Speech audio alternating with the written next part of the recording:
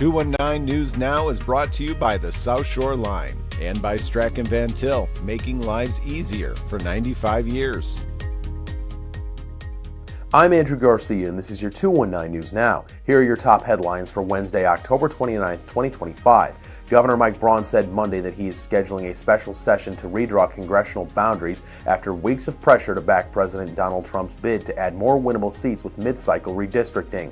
Trump has pressed Republicans to draw new maps that give the party an easier path to maintain control of the House in midterms. Democrats, though, have pushed back in some states. Lake County Democratic Party Chairman Jim Weiser shares his thoughts on the matter.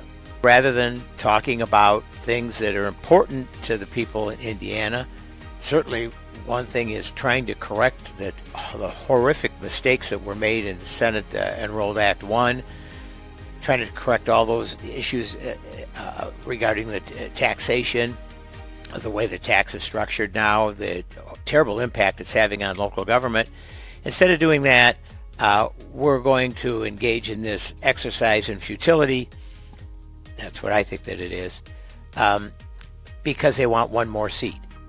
A Gary woman struck and killed a pedestrian in Calumet City on Saturday morning, with police suspecting the driver was experiencing a medical emergency at that time.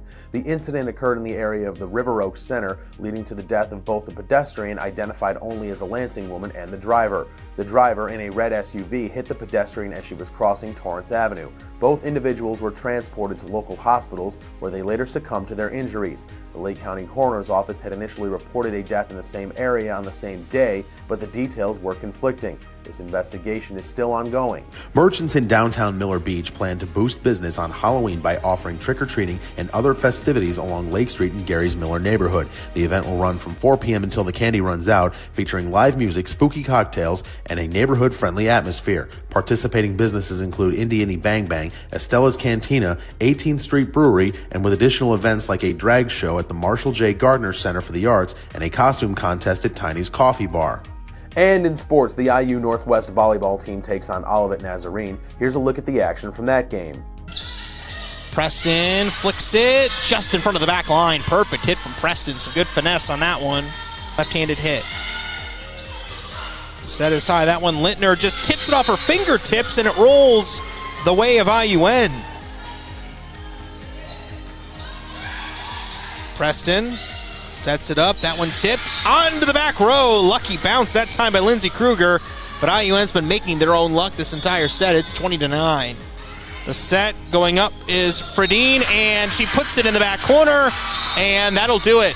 Olivet Nazarene takes set 4. They win it 3-1, and the ONU Tigers have punched their ticket to the CCAC tournament.